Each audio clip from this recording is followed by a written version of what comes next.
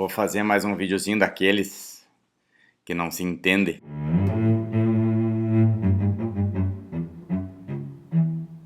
Esses dias eu fiz um vídeo ali falando de criança, né, que inclusive perdi uns seguidores ali que eu comentei porque eu disse que parece que a criança tinha que receber não, né, nãos na infância, assim, né, e que a tendência pedagógica seria dar mais liberdade para a criança e daí parece que é uma coisa errada, né? Tu reprimir uma criança. E claro que é errado. E não estou dizendo que, né, que não tem que dar liberdade. Eu só disse que daí a, é natural, né, acontecerem privações na vida de uma criança, né? Que ela não faz tudo que ela quer. E faz parte da educação isso, né? E daí, já que eu estava nessa história de educação e desse início de vida, da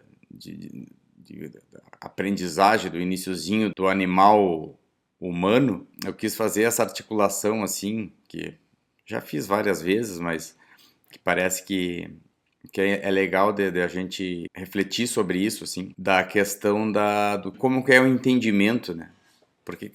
O que é o entendimento das coisas, né? Que todo discurso, toda troca de informação e conscientização das coisas é porque a gente entende as coisas e transmite esse entendimento, e o outro vem com outro entendimento, ou concorda ou discorda, e assim vai indo. E que a gente nasce dentro desse discurso já, né? A gente, quando é criança, a gente vai aprendendo a falar dentro de um discurso já pronto, né? Normalmente do pai e da mãe, ou de quem está cuidando dessa criança. E esse discurso vem cheio de crenças junto, né? Vem com um sistema de valores e crenças, assim, né? Já pronto, e que a gente absorve aquilo. Depois, com o tempo, a gente vai criando o nosso, né? Cada um vai criando o seu. Mas o legal da história é isso, que não tem um... Cada palavra, ela é um símbolo, né? Ela é a linguística chama de significante, né? Tu tem um termo que ele é um agente significante. Eu falo casa, todo mundo pensa numa casa, né? Então o significante casa produz um significado que é aquela imagem que vem na cabeça da casa. O legal é que cada um vem com uma casa na cabeça, né? E essa singularidade de formas de entendimento de cada um que é interessante a gente pensar assim, né? Porque não... a gente automaticamente parece que aquela casa é a casa certa, aquela que vem na cabeça, né?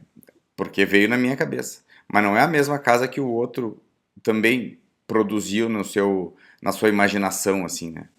Então é sempre em função dessa questão de significado versus significante, que não é automático, né? Cada coisa tem o seu significado, eles são dinâmicos, e eu posso entender uma coisa e outra pessoa pode entender outra coisa do mesmo significante, né?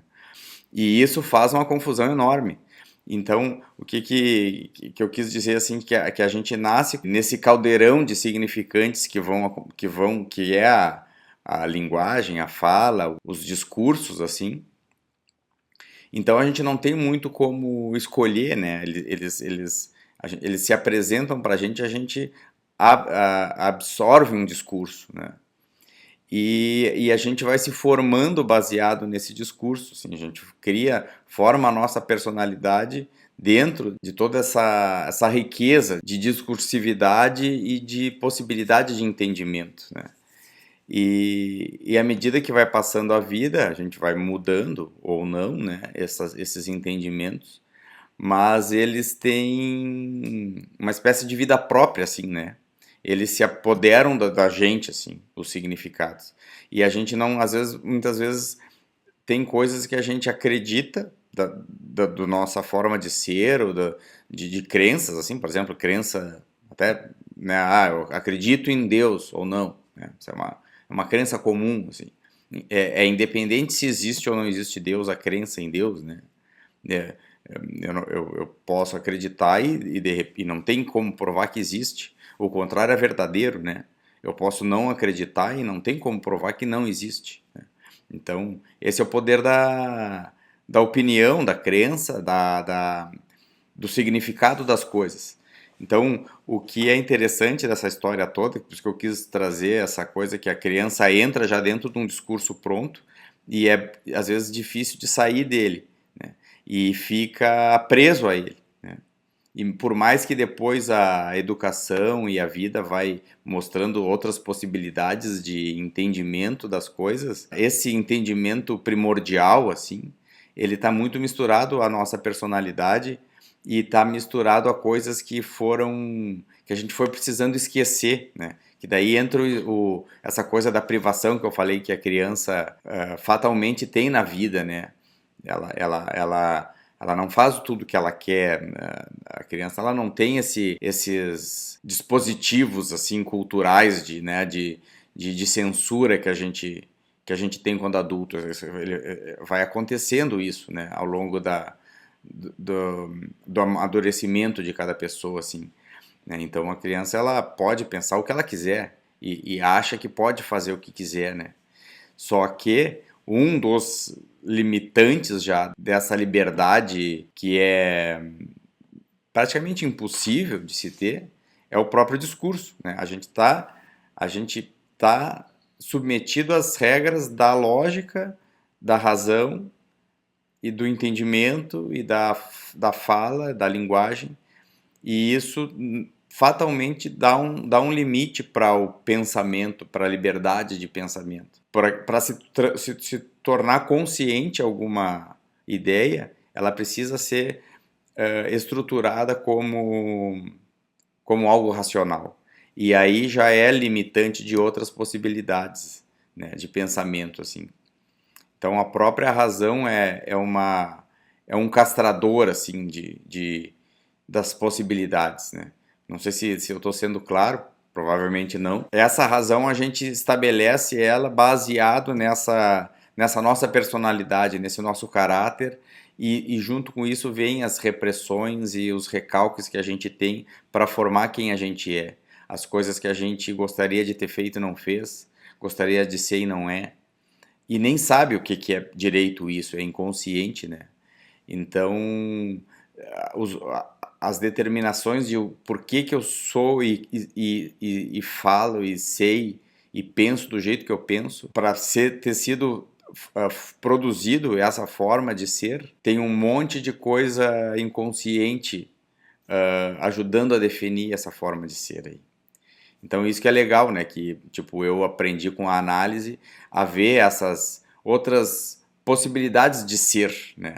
De pensar, de entender por que eu faço o que eu faço, as burradas, os acertos e assim vai indo para a gente se conhecer melhor, né? A gente faz uma anamnese, né? Os médicos que estão acostumados com esse termo sabem o que é isso. Não tinha me dado conta, me dei conta agora esses dias.